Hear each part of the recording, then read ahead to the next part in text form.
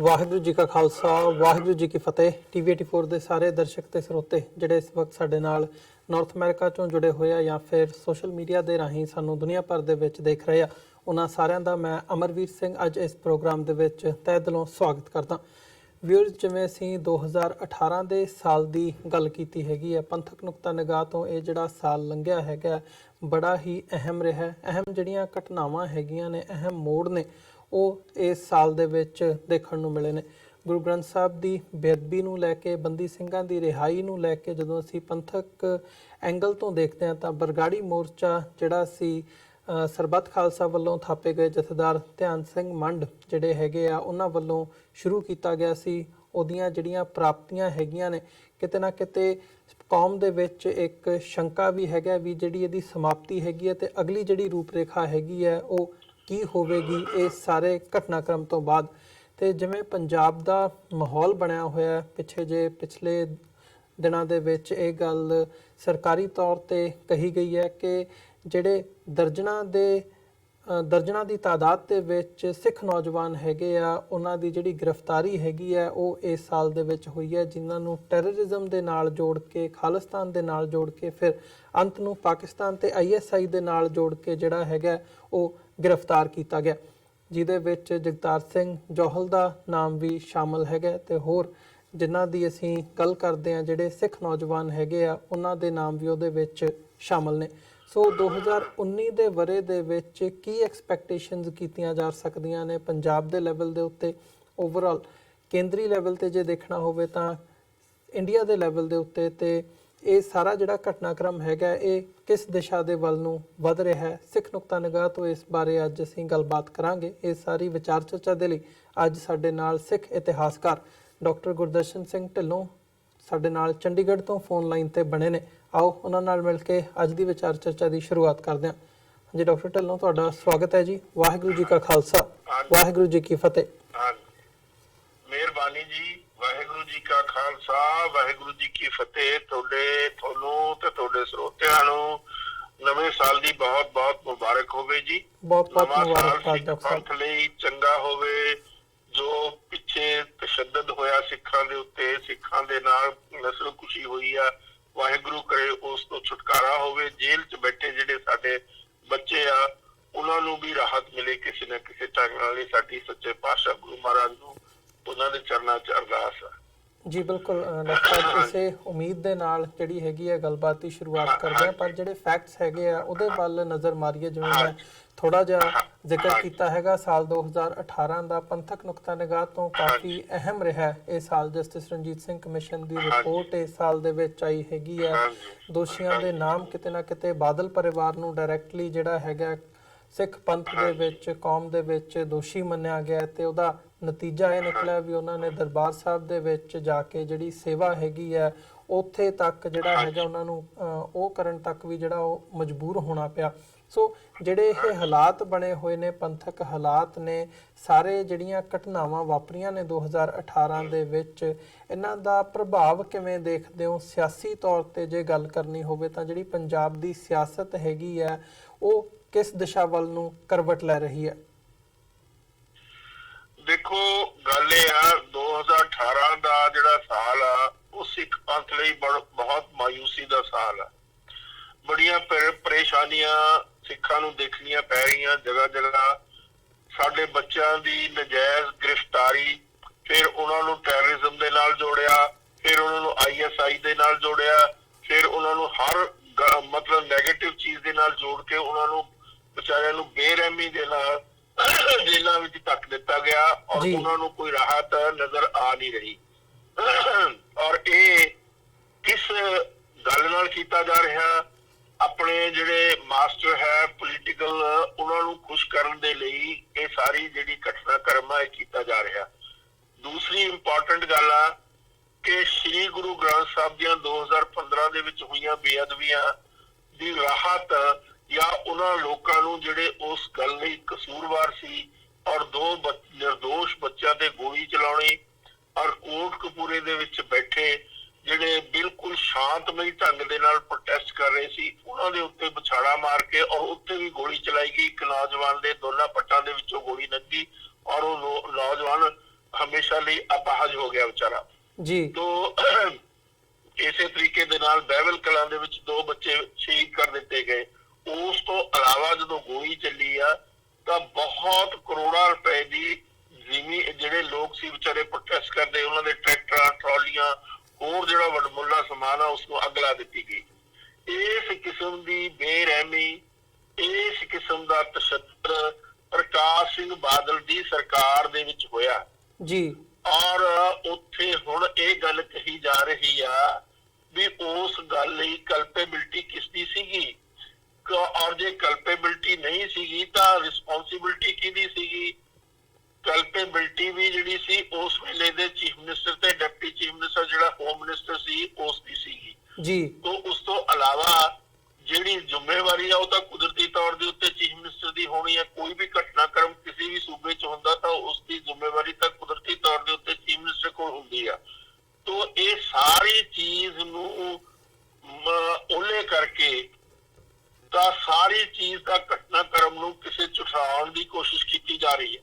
ਹੁਣ ਪ੍ਰਕਾਸ਼ ਸਿੰਘ ਬਾਦਲ ਤੇ ਉਸ ਦਾ ਪਰਿਵਾਰ ਇਹ ਦਰਬਾਰ ਸਾਹਿਬ ਦੇ ਵਿੱਚ ਜਾ ਕੇ ਖਿਮਾ ਮੰਗ ਰਿਹਾ, ਮਾਫੀ ਮੰਗ ਰਿਹਾ। ਕਿਸ ਗੱਲ ਦੀ ਮਾਫੀ ਮੰਗ ਰਿਹਾ ਇਹ ਦੱਸ ਨਹੀਂ ਰਿਹਾ, ਕਿਹੜੀਆਂ ਭੁੱਲਾਂ ਬਖਸ਼ਾ ਰਿਹਾ ਇਹ ਨਹੀਂ ਦੱਸ ਰਿਹਾ ਜੀ। ਇੱਕ ਡਰਾਮੇਬਾਜ਼ੀ ਕਰ ਰਿਹਾ, ਸਿੱਖਾਂ ਨੂੰ ਫੇਰ ਗੁੰਮਰਾਹ ਕਰਨ ਦੀ ਉਸ ਦੀ ਕੋਸ਼ਿਸ਼ ਹੈ। ਔਰ ਇਸ ਗੁੰਮਰਾਹ ਹੋਣ ਦੇ ਲਈ ਜਿਹੜੇ ਸਿੱਖ ਵੀ ਆ ਵਿਚਾਰੇ ਉਹ ਵੀ ਮਾਯੂਸ ਆ। ਉਹ ਵਿਚਾਰੇ ਇਹ ਗੱਲ ਸਮਝ ਨਹੀਂ ਸਕਦੇ ਵੀ ਇਸ ਬੰਦੇ ਦੀਆਂ ਜਿਹੜੀਆਂ ਲੁੰਬੜ ਚਾਲਾਂ ਜਿਸ ਕਰਕੇ ਪੰਜਾਬ ਇਸ ਤਰਾਸਦੀ ਵਿੱਚ ਦੀ ਲੰਘਿਆ। ਦੇਖੋ 1 ਨੰਬਰ ਤੋਂ ਅੱਜ ਇਕਨੋਮਿਕਲੀ ਅਸੀਂ 21ਵੇਂ ਨੰਬਰ ਤੇ ਆ ਗਏ ਇੰਡੀਅਨ ਸਟੇਟਾਂ ਦੇ ਪ੍ਰੋਸਪੈਰਿਟੀ ਦੇ ਗ੍ਰਾਫ ਦੇ ਵਿੱਚ ਜੇ ਉਸ ਨੂੰ ਦੇਖਿਆ ਜਾਵੇ। ਇਹ ਸਾਰਾ ਕੁਝ ਘਟਨਾਕ੍ਰਮ ਜੋ ਹੋਇਆ ਇਹ ਪ੍ਰਕਾਸ਼ ਸਿੰਘ ਬਾਦਲ ਦੇ ਰਜੀਮ ਵਿੱਚ ਹੀ ਹੋਇਆ ਹੈ। ਤੋਂ ਇਹ ਬਹੁਤ ਕੁਝ ਸਿੱਖਾਂ ਦਾ ਨਾਸ ਹੋਇਆ। ਔਰ ਹੁਣ ਦੇਖੋ ਤਰਾਸਦੀ ਇਹ ਆ ਕਿ ਇਹ ਤਿੰਨੇ ਮੰਗਾਂ ਨੂੰ ਲੈ ਕੇ ਇੱਕ ਤਾਂ ਇਹ ਆ ਵੀ ਉਹ ਦੋਸ਼ੀ ਕੌਣ ਹੈਗੇ, ਉਹਨਾਂ ਦੋਸ਼ੀਆਂ ਨੂੰ ਢੁਕਵੀਆਂ ਸਜ਼ਾਵਾਂ ਮਿਲਣੀਆਂ ਚਾਹੀਦੀਆਂ ਜੀ। ਦੋਸ਼ੀ ਤਾਂ ਜਿਵੇਂ ਮੈਂ ਆਪ ਪਹਿਲਾਂ ਦੱਸ ਚੁੱਕਿਆ, ਪ੍ਰਕਾਸ਼ ਸਿੰਘ ਬਾਦਲ ਆ, ਸੁਖਬੀਰ ਸਿੰਘ ਬਾਦਲ ਆ ਜਾਂ ਸੁਮੇਧ ਸਿੰਘ ਸੈਣੀ ਆ, ਇਹਨਾਂ ਨੂੰ ਤਿੰਨਾਂ ਨੂੰ ਤਾਂ ਕਿਸੇ ਨੇ ਹੱਥ ਨਹੀਂ ਪਾਉਣਾ। ਔਰ ਸਿੱਧੇ ਤੌਰ ਤੇ ਜਿਹੜੀ ਜਸਟਿਸ ਰਣਜੀਤ ਸਿੰਘ ਦੀ ਰਿਪੋਰਟ ਆ ਉਸ ਦੀ ਕਿਸ ਤਰੀਕੇ ਦੇ ਨਾਲ ਤੌਹੀਨ ਕੀਤੀ ਗਈ।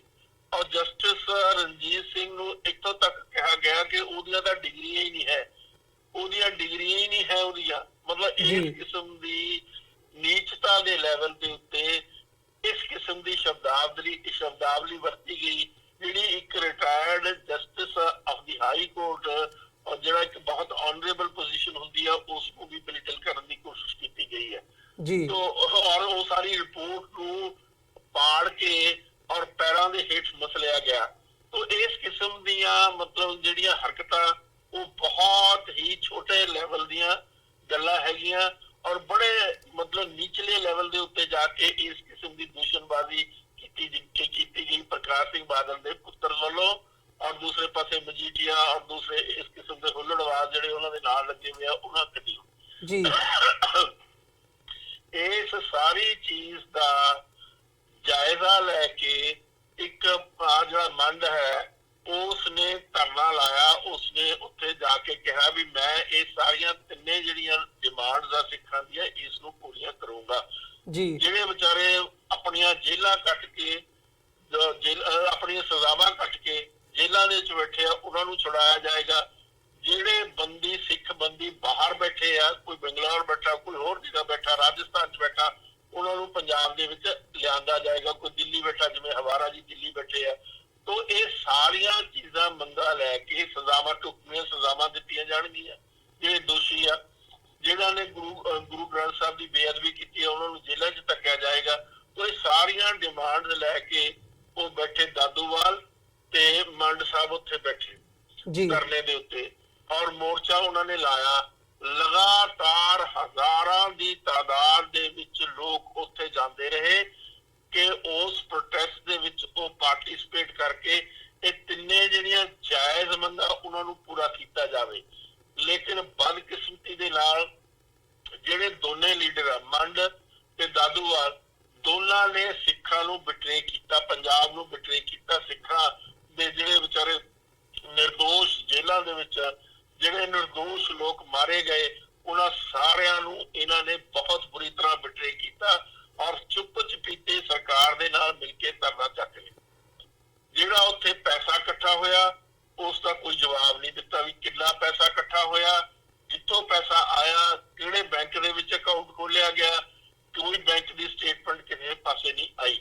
ਤੋਂ ਇਸ ਗੱਲ ਨੇ ਸਾਰੇ ਸਿੱਖ ਜਗਤ ਦੇ ਵਿੱਚ, ਚਾਹੇ ਉਹ ਪੰਜਾਬ 'ਚ ਰਹਿੰਦੇ ਆ ਸਿੱਖ, ਪੰਜਾਬ ਤੋਂ ਬਾਹਰ ਹਿੰਦੁਸਤਾਨ ਦੇ ਹੋਰ ਹਿੱਸਿਆਂ 'ਚ ਰਹਿੰਦੇ ਆ ਜਾਂ ਦੂਸਰੇ ਮੁਲਕਾਂ ਦੇ ਵਿੱਚ ਰਹਿੰਦੇ ਆ, ਉਹਨਾਂ ਦੇ ਵਿੱਚ ਇੱਕ ਬਹੁਤ ਵੱਡੀ ਮਾਯੂਸੀ ਆਈ ਹੈ ਜੀ। ਔਰ ਮੈਂ ਇਸ ਤੋਂ ਪਹਿਲਾਂ ਕਹਿੰਦਾ ਰਿਹਾ ਕਿ ਇਹ ਲੋਕ ਸੁਹਿੰਦ ਨਹੀਂ ਹੈਗੇ, ਇਹ ਲੋਕ ਸਿਰਫ ਪੈਸੇ ਦੇ ਨਾਲ ਜੁੜ ਕੇ ਪੈਸਾ ਇਕੱਠਾ ਕਰ ਰਿਹਾ ਔਰ ਉਸ ਦੇ ਵਿੱਚ ਸਿਮਰਜੀਤ ਸਿੰਘ ਮਾਨ ਦੀ ਵੀ ਬਹੁਤ ਜ਼ਿਆਦਾ ਇਨਵੋਲਵਮੈਂਟ ਸੀ।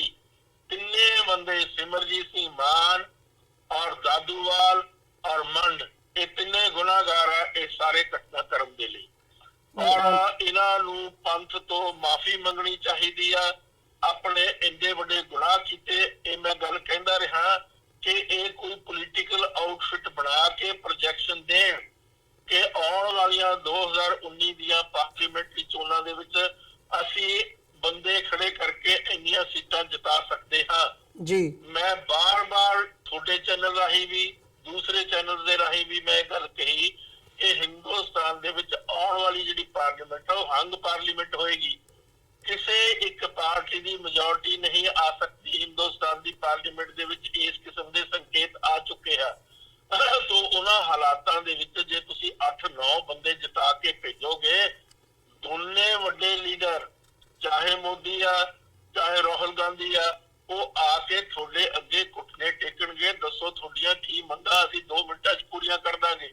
ਪਰ ਇਸ ਕਿਸਮ ਦੀ ਕੀਤਾ ਨਹੀਂ ਗਿਆ ਔਰ ਸਾਰੀ ਦੀ ਸਾਰੀ ਹਿਮਾਕਤ ਕੀਤੀ ਗਈ, ਸਾਰੀ ਦੀ ਸਾਰੀ ਚੋਰੀ ਹੇਰਾਫੇਰੀ ਠੱਗੀ ਕੀਤੀ ਗਈ ਇਹ ਤਿੰਨਾਂ ਬੰਦਿਆਂ ਰਾਹੀਂ। ਨਹੀਂ ਡਾਕਟਰ ਢਿੱਲੋਂ, ਜਿਵੇਂ ਤੁਸੀਂ ਗੱਲ ਕਰਦੇ ਹੋ, ਤੁਹਾਡੇ ਪਰਸਨਲ ਵਿਊਜ਼ ਹੈਗੇ ਆ ਕਿ ਜਿਹੜੇ ਆਗੂ ਹੈਗੇ ਆ ਬਰਗਾੜੀ ਮੋਰਚੇ ਦੇ, ਉਹਨਾਂ ਦੇ ਬਾਰੇ ਜਿਹੜੇ ਤੁਸੀਂ ਵਿਚਾਰ ਪੇਸ਼ ਕੀਤੇ ਆ, ਜਿਵੇਂ ਪੈਸਿਆਂ ਦੀ ਗੱਲ ਹੈਗੀ ਹੈ, ਪੈਸਿਆਂ ਦਾ ਵੀ ਕਿਤੇ ਨਾ ਕਿਤੇ ਉਹਨਾਂ ਨੇ ਉਹ ਕੀਤਾ ਵੀ ਜੀ ਇੰਨੇ ਪੈਸੇ ਸਾਡੇ ਕੋਲ ਆਏ ਸੀ ਤੇ 22 ਲੱਖ ਦੀ ਅਮਾਉਂਟ ਉਹਨਾਂ ਨੇ ਕਿਹਾ ਵੀ ਸਾਡੇ ਕੋਲ ਬਚੀ ਹੈਗੀ ਹੈ।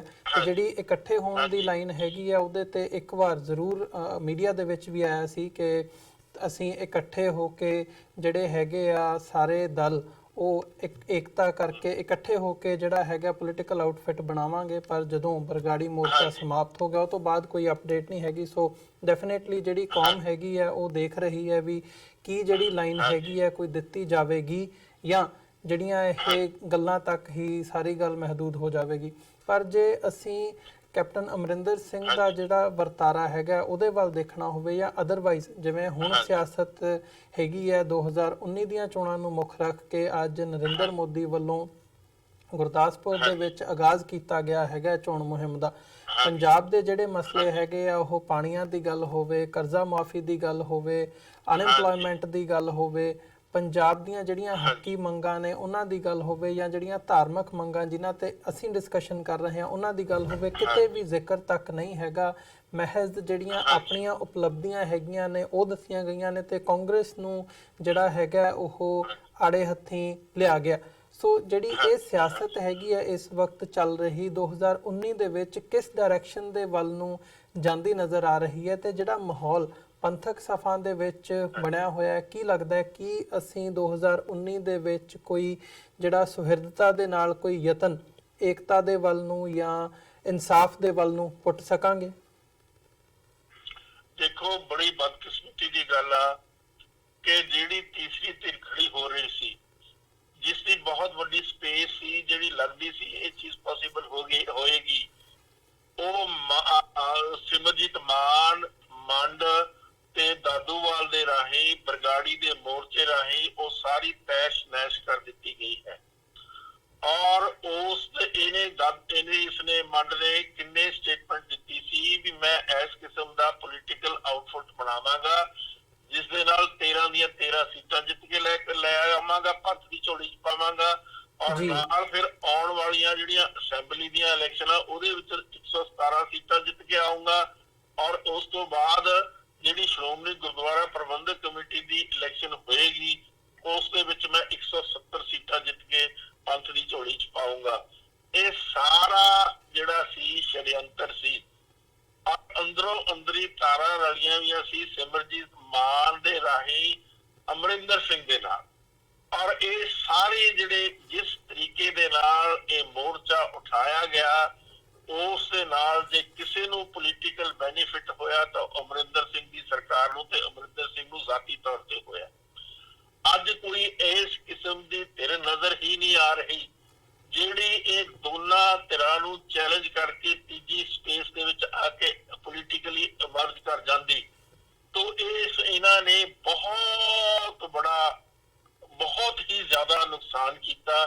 ਜਿਸ ਤਰ੍ਹਾਂ ਇਹਨਾਂ ਨੇ ਪਹਿਲਾਂ ਕੀਤਾ ਸੀਗਾ, ਮਾਨ ਸਾਹਿਬ ਨੇ, ਸਿਮਰਜੀਤ ਮਾਨ ਨੇ, ਜਦੋਂ ਬਹੁਤ ਵੱਡਾ ਪ੍ਰੋਟੈਸਟ ਹੋਇਆ ਸੀ ਚੱਬੇ ਦੇ ਵਿੱਚ, ਐਡਾ ਵੱਡਾ ਇਕੱਠ ਹੋਇਆ ਸੀ, ਉਸ ਇਕੱਠ ਨੂੰ ਟਾਰਪੀਡੋ ਕਰ ਦਿੱਤਾ। ਇਸ ਕਿਸਮ ਦੇ ਛੋਟੇ ਹਲਕੇ ਬੰਦਿਆਂ ਨੂੰ ਜਥੇਦਾਰ, ਤਖਤਾਂ ਦੇ ਜਥੇਦਾਰ ਬਣਾ ਕੇ, ਜਿਨ੍ਹਾਂ ਦਾ ਕੋਈ ਲੈਵਲ ਨਹੀਂ, ਜਿਨ੍ਹਾਂ ਦੀ ਵਿੱਚ ਕੋਈ ਇਮਾਨਦਾਰੀ ਨਹੀਂ, ਜਿਨ੍ਹਾਂ 'ਚ ਕੋਈ ਸੁਹਿਰਦਤਾ ਨਹੀਂ।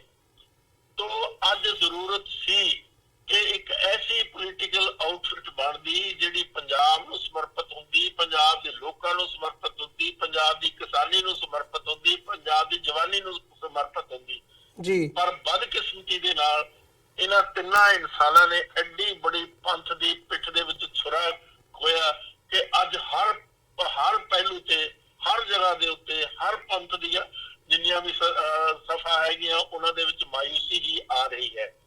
ਤੋਂ ਇਹ ਇੱਕ ਬੜੀ ਦੁਖਦਾਈ ਗੱਲ ਹੈ, ਬੜੀ ਪਰੇਸ਼ਾਨ ਕਰਨ ਵਾਲੀ ਗੱਲ ਹੈ ਕਿ ਅੱਜ ਸਾਨੂੰ ਉਧਰਲੇ ਪਾਸੇ ਪਾਰਲੀਮੈਂਟ ਦੀਆਂ ਇਲੈਕਸ਼ਨਾਂ ਆ ਰਹੀਆਂ 3-4 ਮਹੀਨਿਆਂ ਦੇ ਵਿੱਚ, ਇੱਧਰ ਪੰਥ ਪਰੇਸ਼ਾਨੀ ਦੇ ਵਿੱਚ ਪਿਆ ਔਰ ਉਸ ਨੂੰ ਹਨੇਰਾ ਹੀ ਨਜ਼ਰ ਆ ਰਿਹਾ ਚਾਰੇ ਪਾਸੇ ਜੀ।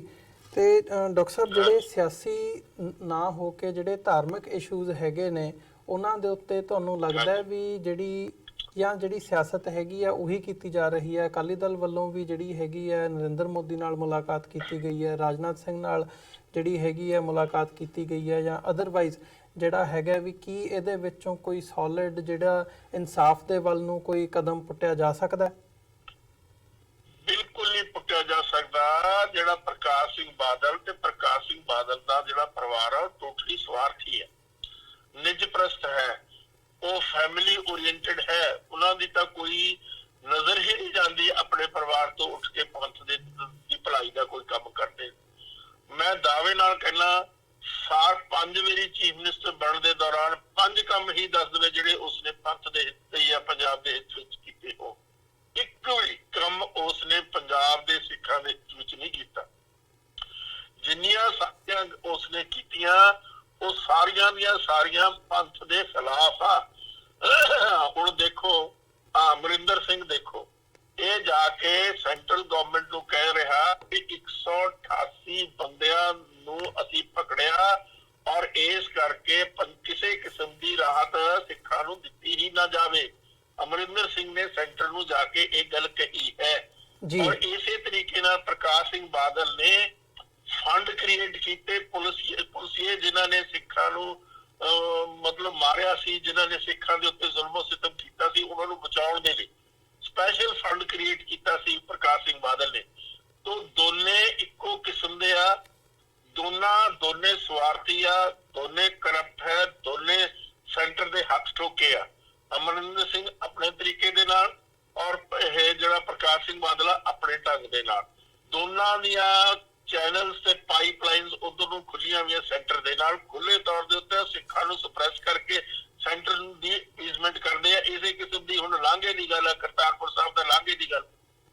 ਔਰ ਆ ਜਿਹੜਾ ਅਮਰਿੰਦਰ ਸਿੰਘ ਆ, ਇਹ ਯਤਨਸ਼ੀਲ ਸੀ ਵੀ ਇਹ ਕਿਸੇ ਨਾ ਕਿਸੇ ਢੰਗ ਦੇ ਨਾਲ ਪੂਰਾ ਨਾ ਹੋਵੇ, ਸਿਰੇ ਨਾ ਚੜੇ ਜੀ। ਉਹੀਓ ਗੱਲਾਂ ਇਧਰਲੀਆਂ ਉਧਰਲੀਆਂ ਮਾਰਦਾ ਵੀ ਮੇਰੇ ਦਾਦਾ ਜੀ ਨੇ ਐ ਕੀਤਾ, ਮੇਰੇ ਪਿਤਾ ਜੀ ਨੇ ਐ ਕੀਤਾ, ਉਹ ਸਾਰੀਆਂ ਗੱਲਾਂ ਐਵੇਂ ਹੀ ਹੈਗੀਆਂ ਫਜ਼ੂਲ। ਲੇਕਿਨ ਇਸ ਬੰਦੇ ਨੇ ਅਖੀਰਲੇ ਦਮ ਤੱਕ ਇਸ ਨੂੰ ਇਨਡਾਇਰੈਕਟਲੀ ਅਪੋਜ਼ ਕਰਨ ਦੀ ਹਰ ਪਹਿਲੂ ਤੇ ਕੋਸ਼ਿਸ਼ ਕੀਤੀ ਹੈਗੀ, ਜਿਹੜੀ ਜੱਗ-ਜਾਰ। ਇਸੇ ਤਰੀਕੇ ਨਾਲ ਸੈਂਟਰ ਦੀ ਗਵਰਨਮੈਂਟ, ਕਿਉਂਕਿ ਉਹਨਾਂ ਨੇ ਇਨੀਸ਼ੀਏਟਿਵ ਲੈ ਲਿਆ, ਇਮਰਾਨ ਖਾਨ ਨੇ, ਪਾਕਿਸਤਾਨ ਦਾ ਜਿਹੜਾ ਪ੍ਰਾਈਮ ਮਿਨਿਸਟਰ, ਤੋਂ ਇਹਨਾਂ ਦੇ ਕੋਲ ਕੋਈ ਹੋਰ ਰਸਤਾ ਬਚਿਆ ਨਹੀਂ। ਤੋਂ ਹੁਣ ਇਹ ਦੋਨੇ ਕ੍ਰੈਡਿਟ ਲੈਣ ਦੀ ਕੋਸ਼ਿਸ਼ ਕਰ ਰਹੇ ਆ, ਸੈਂਟਰਲ ਗਵਰਨਮੈਂਟ ਵੀ ਲੈਣ ਦੀ ਕੋਸ਼ਿਸ਼ ਕਰਦੀ ਹੈ, ਅਮਰਿੰਦਰ ਸਿੰਘ ਲੈਣ ਦੀ ਕੋਸ਼ਿਸ਼ ਕਰ ਰਿਹਾ। ਤੋਂ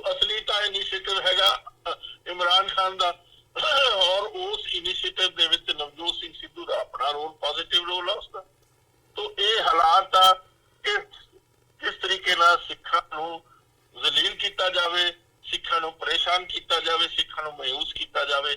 ਤੋਂ ਇਸ ਘਟਨਾਕ੍ਰਮ ਦੇ ਵਿੱਚ ਸਾਰੇ ਹੀ ਕਟਹਿਰੇ 'ਚ ਖੜੇ ਜੀ। ਤੇ ਡਾਕਟਰ ਸਾਹਿਬ, ਜੇ ਅੰਤ ਦੇ ਵਿੱਚ ਇਹ ਦੇਖਣਾ ਹੋਵੇ ਵੀ 2019 ਦੇ ਵਿੱਚ ਅਜਿਹਾ ਕੀ ਕੀਤਾ ਜਾ ਸਕਦਾ ਹੈ ਵੀ ਕੌਮ ਜਿਹੜੀ ਹੈਗੀ ਹੈ ਉਹ ਕਿਸੇ ਦਿਸ਼ਾ ਦੇ ਵੱਲ ਨੂੰ ਠੋਸ ਕਦਮ ਜਿਹੜੇ ਹੈਗੀ ਹੈ ਉਹ ਪੁੱਟ ਸਕੇ, ਕੀ ਕਰਨ ਦੀ ਲੋੜ ਹੈਗੀ ਹੈ? ਜੇ ਇਹਨਾਂ ਸਾਰੀਆਂ ਗੱਲਾਂ ਦਾ ਸੋਲੂਸ਼ਨ ਦੇਖਣਾ ਹੋਵੇ ਤਾਂ ਸੋਲੂਸ਼ਨ ਤੁਸੀਂ ਕਿਸ ਐਂਗਲ ਤੋਂ ਦੇਖਦੇ ਹੋ? ਦੇਖੋ, ਸੋਲੂਸ਼ਨ ਇਹਦਾ ਸਿੱਧਾ ਹੈਗਾ, ਜੇ ਕਿਸੇ ਢੰਗ ਦੇ ਨਾਲ ਕੋਈ ਪੋਲੀਟੀਕਲ ਆਊਟਫਿਟ ਬਣ ਜੇ, ਕੋਈ ਪੋਲੀਟੀਕਲ ਪਾਰਟੀ ਬਣ ਜੇ ਜਿਹੜੀਆਂ 2019 ਦੀਆਂ ਪਾਰਲੀਮੈਂਟਰੀ ਚੋਣਾਂ ਹੈ ਉਹਦੇ ਵਿੱਚ ਆਪਣੇ 5-7 ਬੰਦੇ ਜਿਤਾ ਸਕੇ। ਇਸ ਗੱਲ ਦੀ ਸੰਭਾਵਨਾ ਜੇ ਬਣ ਸਕੇ ਤਾਂ ਹੀ ਕੋਈ ਰਾਹਤ ਮਿਲੇਗੀ, ਵਰਨਾ ਸਿੱਖਾਂ ਨੂੰ ਕੋਈ ਰਾਹਤ ਮਿਲਣ ਦੇ ਆਸਾਰ ਨਜ਼ਰ ਨਹੀਂ ਆਉਂਦੇ। ਕਿਉਂਕਿ ਅੱਜ ਪੰਜਾਬ ਦੇ ਵਿੱਚ ਜਿਹੜੀ ਅਮਰਿੰਦਰ ਸਿੰਘ ਦੀ ਚਾਲ ਇਹਨਾਂ ਬੇਵਕੂਫ ਬੰਦਿਆਂ ਨੇ, ਤਿੰਨਾਂ ਨੇ, ਸਿਮਰਜੀਤ ਮਾਨ ਨੇ, ਦਾਦੋਵਾਲ ਨੇ ਤੇ ਮੰਡ ਨੇ, ਉਹ ਸਾਰੀ ਦੀ ਸਾਰੀ ਜਿਹੜੀ ਸਿਆਸਤ ਸੀ ਅਮਰਿੰਦਰ ਸਿੰਘ ਦੀ ਝੋਲੀ 'ਚ ਪਾ ਦਿੱਤੀ ਆ, ਆਪਣੀਆਂ ਨਾਦਾਨੀਆਂ ਨਾਲ, ਆਪਣੇ ਬੇਈਮਾਨੀਆਂ ਦੇ ਨਾਲ, ਆਪਣੀਆਂ ਇਸ ਕਿਸਮ ਦੀਆਂ ਕਰਤੂਤਾਂ ਦੇ ਨਾਲ। ਤੋਂ ਇਹ ਗੱਲ ਬੜੀ ਪਰੇਸ਼ਾਨ ਕਰ ਰਹੀ ਆ। ਸਾਰਾ ਸਿੱਖ ਜਗਤ ਫਿਕਰਮੰਦ ਹੈ ਇਸ ਗੱਲ ਦੇ ਲਈ ਕਿ ਸਾਡਾ ਕੁਝ ਬਣਿਆ ਨਹੀਂ, ਨਾ ਬਣਨ ਦੇ ਅਸਾਰ ਨਜ਼ਰ ਆ ਰਹੇ ਆ 2019 ਦੇ ਵਿੱਚ। ਜੀ ਡਾਕਟਰ ਸਾਹਿਬ, ਤੁਹਾਡਾ ਬਹੁਤ ਬਹੁਤ ਧੰਨਵਾਦ, ਤੁਸੀਂ ਆਪਣਾ ਸਮਾਂ ਦਿੱਤਾ ਤੇ ਸਾਡੇ ਨਾਲ ਇਹ ਸਾਰੇ ਇਸ਼ੂ ਦੇ ਉੱਤੇ ਵਿਚਾਰਾਂ ਦੀ ਸਾਂਝ ਪਾਈ ਹੈ। ਅੰਤ ਦੇ ਵਿੱਚ ਅੱਜ ਦੇ ਸ਼ੋਅ ਦੇ ਵਿੱਚ ਇੱਥੇ ਹੀ ਇਜਾਜ਼ਤ ਚਾਹਾਂਗੇ ਜੀ, ਤੁਹਾਡੇ ਕੋਲੋਂ ਫਤਿਹ ਦੀ ਸਾਂਝ ਪਾਈ ਹੈ ਅੰਤ ਦੇ ਵਿੱਚ। ਵਾਹਿਗੁਰੂ ਜੀ ਕਾ ਖਾਲਸਾ, ਵਾਹਿਗੁਰੂ ਜੀ ਕੀ ਫਤਿਹ। ਵਾਹਿਗੁਰੂ ਜੀ ਖਾਲਸਾ, ਵਾਹਿਗੁਰੂ ਜੀ ਕੀ ਫਤਿਹ ਜੀ। ਵਿਊਅਰਸ, ਉਮੀਦ ਕਰਦੇ ਹਾਂ ਕਿ ਜਿਹੜੀ ਅੱਜ ਦੀ ਸਾਡੀ ਗੱਲਬਾਤ ਸੀ ਸਿੱਖ ਇਤਿਹਾਸਕਾਰ ਡਾਕਟਰ ਗੁਰਦਰਸ਼ਨ ਸਿੰਘ ਢਿੱਲੋਂ ਹੋਰਾਂ ਦੇ ਨਾਲ, ਇਹ ਤੁਹਾਨੂੰ ਜ਼ਰੂਰ ਪਸੰਦ ਆਈ ਹੋਵੇਗੀ। ਉਹਨਾਂ ਦੇ ਆਪਣੇ ਪਰਸਨਲ ਵਿਊਜ਼ ਨੇ ਕਿ ਜਿਹੜੇ ਬਰਗਾੜੀ ਮੋਰਚੇ ਨੂੰ ਲੀਡ ਕਰ ਰਹੇ ਆਗੂ ਸੀ, ਉਹਨਾਂ ਦੀਆਂ ਆਪਣੀਆਂ ਗਲਤੀਆਂ ਦੇ ਕਰਕੇ ਇਸ ਸਾਰੀ ਜਿਹੜੀ ਸਿਚੁਏਸ਼ਨ ਹੈਗੀ ਹੈ ਇਹਦਾ ਫਾਇਦਾ ਕਾਂਗਰਸ ਨੂੰ ਹੋਇਆ। ਤੇ ਆਉਣ ਵਾਲੇ ਸਮੇਂ ਦੇ ਵਿੱਚ ਜ਼ਰੂਰ ਕੁਝ ਜਿਹੜੇ ਇਹ ਸਵਾਲ ਹੈਗੇ ਨੇ, ਇਹ ਪੰਥਕ ਸਫਾਂ ਦੇ ਵਿੱਚ ਜਾਂ ਸਿੱਖ ਸੰਗਤ ਦੇ ਮਨਾਂ ਦੇ ਵਿੱਚ ਹੈਗੇ ਨੇ ਵੀ ਕਿਹੜੀ ਡਾਇਰੈਕਸ਼ਨ ਹੈਗੀ ਹੈ ਉਹ ਇਸ ਵਕਤ ਲਈ ਜਾ ਰਹੀ ਹੈ। ਜਥੇਦਾਰ ਜਗਤਾਰ ਸਿੰਘ ਹਵਾਰਾ ਦਾ ਵੀ ਜਿਹੜਾ ਡਾਇਰੈਕਸ਼ਨ ਹੈਗਾ ਉਹ ਆਇਆ। ਧਿਆਨ ਸਿੰਘ ਮੰਡ ਹੋਰਾਂ ਦੀ ਮੁਲਾਕਾਤ ਵੀ ਉਹਨਾਂ ਨਾਲ ਹੋਈ ਹੈ। ਸੋ ਆਉਣ ਵਾਲੇ ਸਮੇਂ ਦੇ ਵਿੱਚ ਦੇਖਦੇ ਹਾਂ ਕਿ ਕਿਸ ਪਾਸੇ ਨੂੰ ਜਿਹੜੀ ਇਹ ਡਾਇਰੈਕਸ਼ਨ ਦਿੱਤੀ ਜਾਂਦੀ ਹੈ, ਜਾਂ ਬਰਗਾੜੀ ਮੋਰਚੇ ਦਾ ਜਿਹੜਾ ਸੈਕੰਡ ਫੇਜ਼ ਦੀ ਗੱਲ ਕੀਤੀ ਗਈ ਸੀ ਉਹ ਕੀ ਹੁੰਦਾ। ਸੋ ਇਹਨਾਂ ਹੀ ਸ਼ਬਦਾਂ ਦੇ ਨਾਲ ਅੱਜ ਦਾ ਜਿਹੜਾ ਪ੍ਰੋਗਰਾਮ ਹੈਗਾ ਉਹ ਅਸੀਂ ਇੱਥੇ ਕਨਕਲੂਡ ਕਰਦੇ ਹਾਂ। ਦੁਬਾਰਾ ਫਿਰ ਕੱਲ੍ਹ ਨੂੰ ਤੁਹਾਡੇ ਨਾਲ ਮੁਲਾਕਾਤ ਹੋਵੇਗੀ। ਤਦ ਤੱਕ ਲਈ ਸਾਨੂੰ ਇਜਾਜ਼ਤ ਦਿਓ ਜੀ। ਫਤਿਹ ਦੀ ਸਾਂਝ ਪਾਈਏ। ਵਾਹਿਗੁਰੂ ਜੀ ਕਾ ਖਾਲਸਾ, ਵਾਹਿਗੁਰੂ ਜੀ ਕੀ ਫਤਿਹ।